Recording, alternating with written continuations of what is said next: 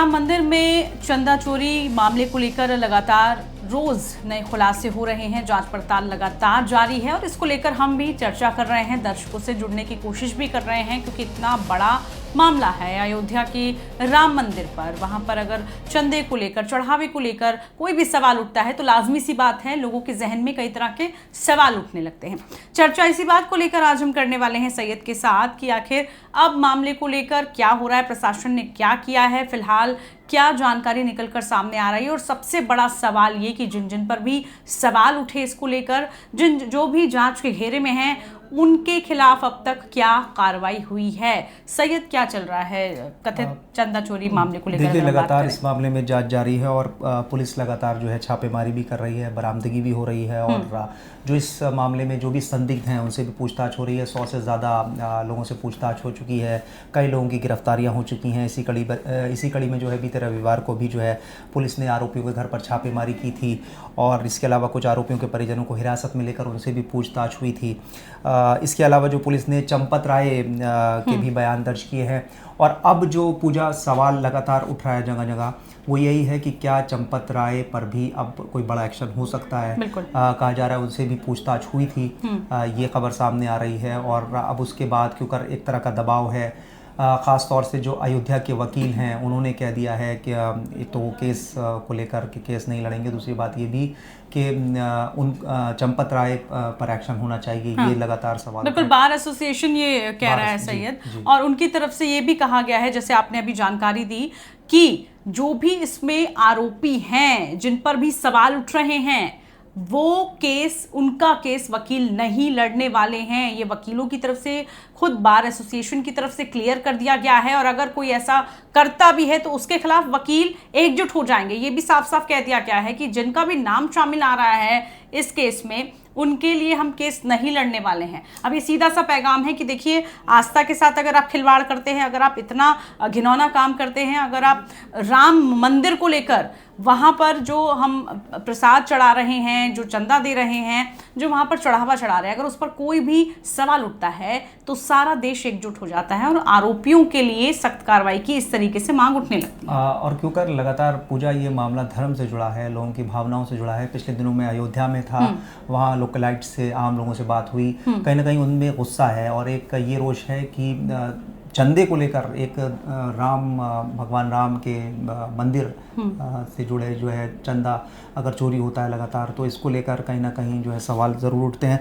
एक बड़ी खबर ये है इस मामले में पूजा, कि राम मंदिर मामले को लेकर जो याचिका दायर हुई थी उसमें जो है सुप्रीम कोर्ट ने तत्काल सुनवाई से इनकार कर दिया है। कोर्ट ने ये भी कहा है कि आखिर इतनी जल्दी क्या है कि इस मामले पर सुनवाई फौरन हो, तुरंत हो। बिल्कुल, ये कहा गया था कि जल्द से सुनवाई हो, लेकिन सुप्रीम कोर्ट ने फिलहाल के लिए कहा है कि तत्काल इस पर सुनवाई की आवश्यकता नहीं है। हालांकि आगे जैसे जैसे प्रोसेसिंग होगी, आगे जैसे जैसे प्रक्रिया बढ़ेगी, क्या कहता है कोर्ट वो भी आप तक पहुंचाएंगे, लेकिन फिलहाल यही जानकारी रही। लेकिन सबसे बड़ा सवाल वकीलों को लेकर कि भाई वकील सीधे तौर पर, अब इसे हम चेतावनी कहें, धमकी कहें या कुछ और कहें, वो कह गए हैं कि आरोपी इसमें जो भी हैं, हालांकि आरोपी अभी नहीं कह सकते, अभी सबका नाम इसमें जिनका भी शामिल है या जो भी जांच के घेरे में है, केस वो नहीं लड़ने वाले हैं। सैयद, सीधा मैसेज ये दे दिया गया है कि देखिए, जैसे आस्था और भावना की आपने बात की कि राम मंदिर से सबकी आस्था जुड़ी है। देखिए, जब राम मंदिर बना तो पूरे देशवासियों ने, क्या विश्व स्तर पर सबने नमन किया, सब चाहते थे कि राम मंदिर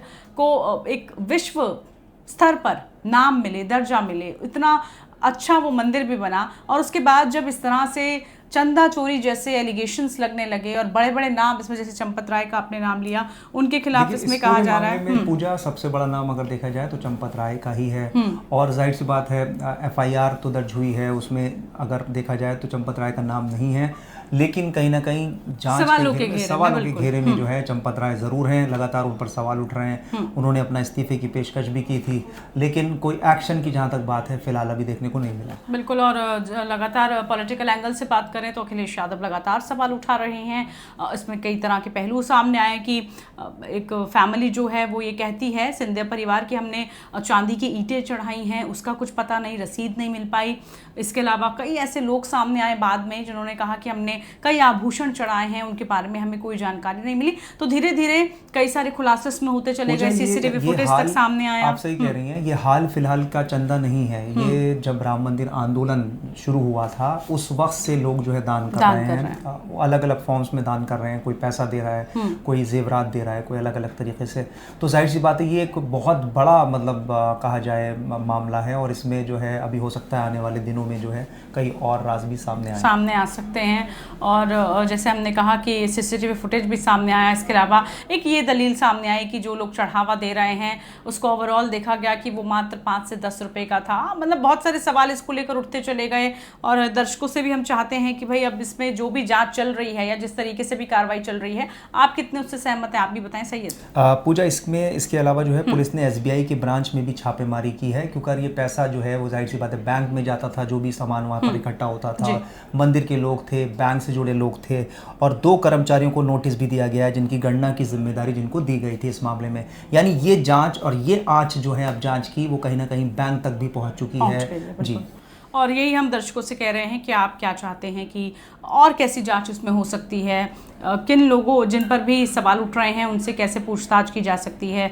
गोपाल राय का नाम सामने आया इसमें। इसके अलावा टिन्नू यादव पर भी लगातार केसेस चल रहे हैं, उस पर भी लगातार शिकंजा कसा जा रहा है, और भी नाम जो है अहम इसलिए हो जाता है पूजा, क्योंकि पिछले दिनों जब ये पूरा मामला सामने आया तो मुख्यमंत्री योगी आदित्यनाथ ने कहा था कि दोषी कोई भी हो, कितना बड़ा भी हो, उसे बख्शा नहीं जाएगा। और साथ में भी कहा था कि सबूत लाइए, सबूत अगर आपके पास हैं तो कड़ी जांच हो। बिल्कुल।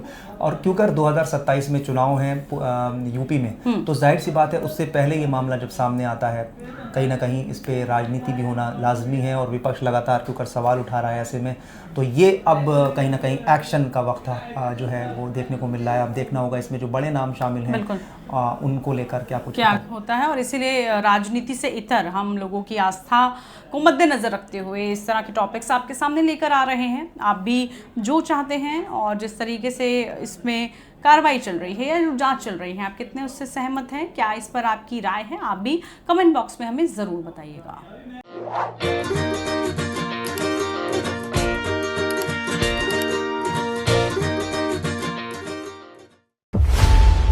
खबरों की रणभूमि में यहां शोर नहीं सोच लड़ती है, जहां शब्द नहीं फैक्ट्स वार करते हैं, और हर सवाल खोलता है सच की नई परत।